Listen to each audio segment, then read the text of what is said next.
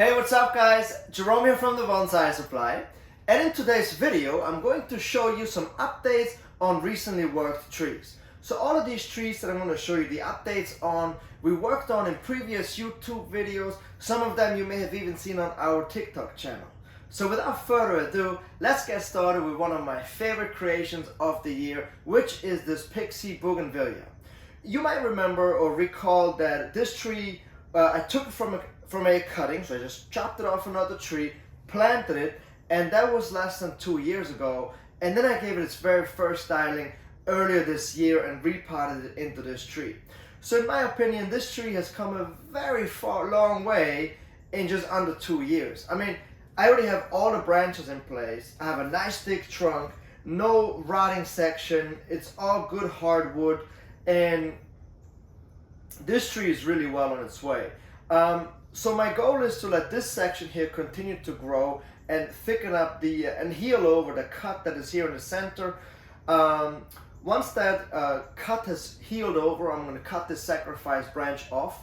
That's why it's called a sacrifice branch, because we sacrifice it to heal that section on the tree. However, the rest down here, all of these branches, I'm going to start to trim them back and really start to work on ramification, because I already have the main branches in place.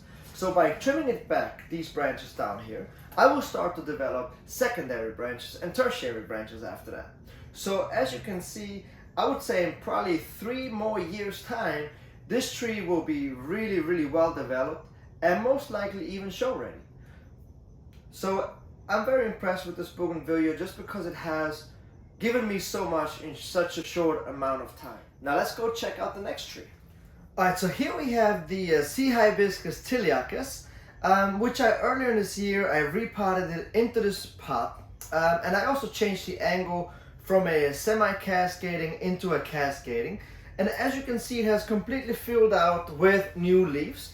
And the trick with this tree to keep the leaves small is to continuously remove the larger leaves. So as you can see here, this leaf right here is starting to get a little too large, so I just go ahead and remove it. And so when you go ahead and remove larger leaves, then you will create smaller leaves, because now this tree will send back 2 leaves instead of just keeping that one big one. But you should really only focus on reducing the leaves when you have a full canopy of branches like this tree has right here. This tree has all the main branches in place, the secondary, the tertiary are now coming in, and the ramification is just starting to come along now. So therefore I can go ahead and work on shrinking down the leaves, but you really don't want to go ahead and start to do that before you have all the branches in place. This tree has grown quite a lot. I have not seen it flower yet, just because I don't allow it to grow out too far in order for it to flower. This is kind of like a crepe myrtle where it flowers like out here versus down here in the canopy. So therefore, I don't think I will ever get to see this tree to flower, but if you let sea hibiscuses grow out, they do flower. The flower comes out yellow in the morning, and then in the afternoon, it turns kind of like I would say like a grapefruit color to like a dark blood orange color, and it's really beautiful. These guys like a lot of sun, a lot of water. I usually set the pot into a dish of water during the summertime, and it'll start to grow even more. I did tie this tree down to this stand here, just because it is a little one-sided, like heavy, so it tends to like to tip over, so therefore I had to go ahead and tie it down to this stand. Now moving forward, I will go ahead and defoliate this tree about twice a year just to get more branches, and for the rest of the year I will just keep it trimmed back nicely, remove the larger leaves, and get more branches. When I do defoliate it, however, that's when I do my detailed trimming. That's when I go ahead and really focus on removing all the branches that are not supposed to be here, and really work on creating a nice ramification.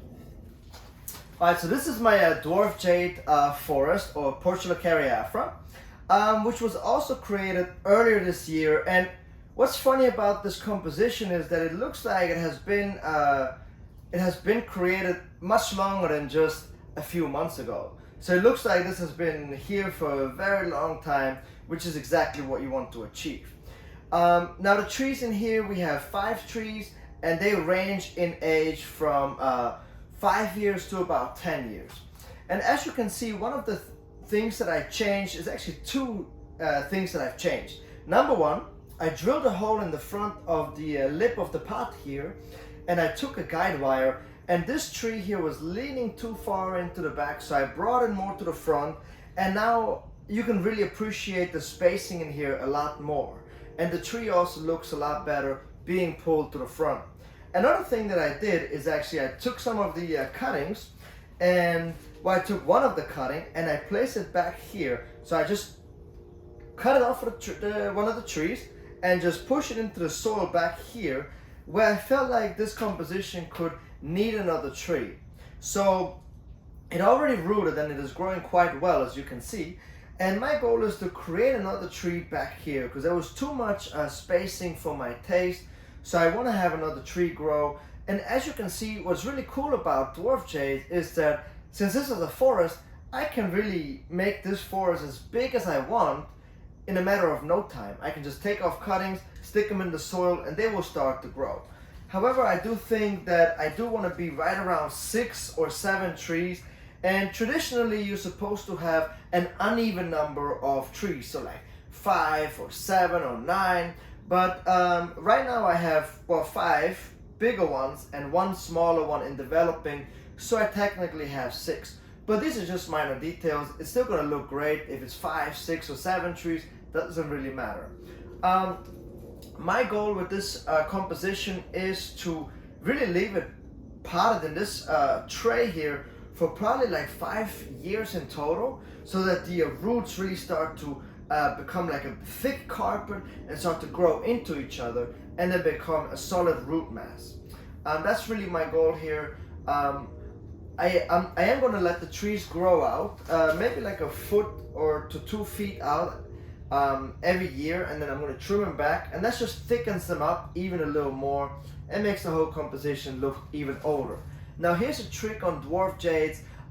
If you do not get a lot of growth or you don't get a full canopy, there's 2 things that you need to do. Number one, you need to trim the trees more often because they really respond to being trimmed.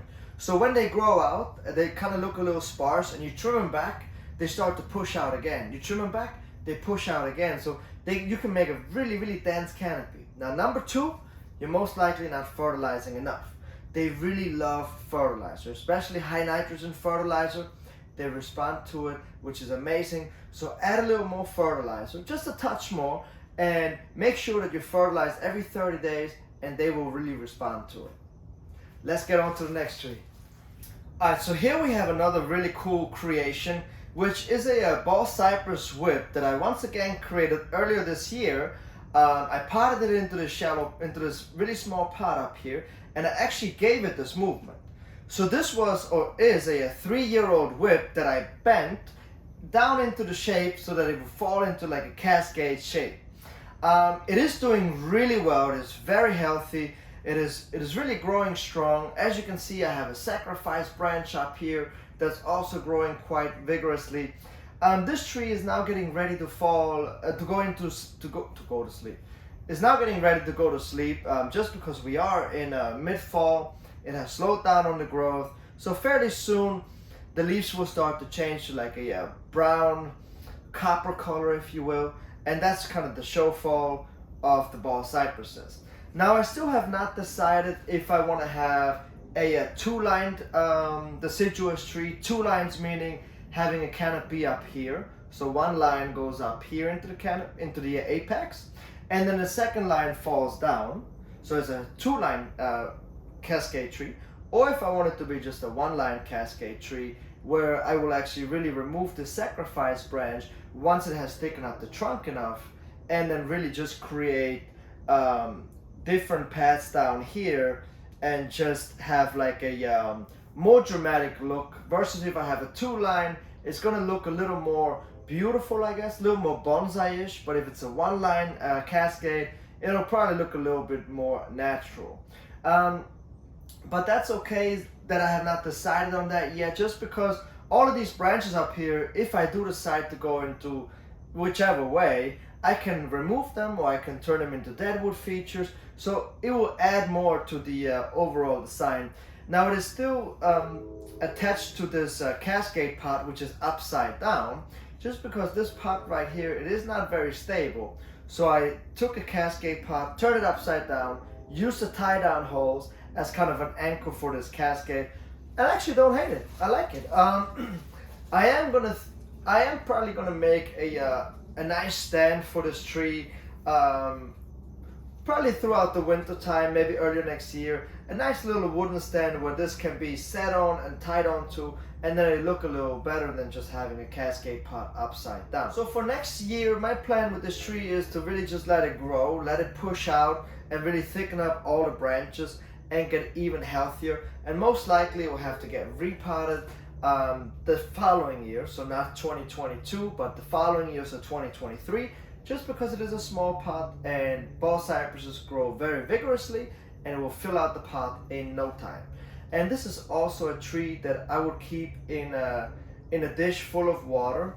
So I just take just a regular dish, fill it with water, set this tree inside that dish, and that will keep the ball cypresses more vigorous throughout the summertime, but also prevent the browning leaves. So if you do have these browning tips everywhere, that's because you're not watering enough, and you really can't water a ball cypress enough throughout the summer. So that's why I set it in a dish of water, and it will take away that problem for you. So let's move on to the next tree. Alright, so here's the little Shohin Ficus that I rescued earlier in the year because it had some frost damage. And then I gave it its very first styling just a couple weeks ago and repotted it into a more suitable pot. And now, as you can see, it is growing still. It is very happy. You can see that the new leaves are coming out like as a copper color, and then they turn to that nice vibrant green. So this tree is well on its way, and I foresee that I can probably do another styling on this tree. I will probably wait until mid to late spring next year to do the next work, where I would defoliate it again and then wire it again. But in the meantime, I just want it to grow as much as possible, because as this on the top grows, the roots grows and the tree gets more established, it gets stronger and it gets happier as well.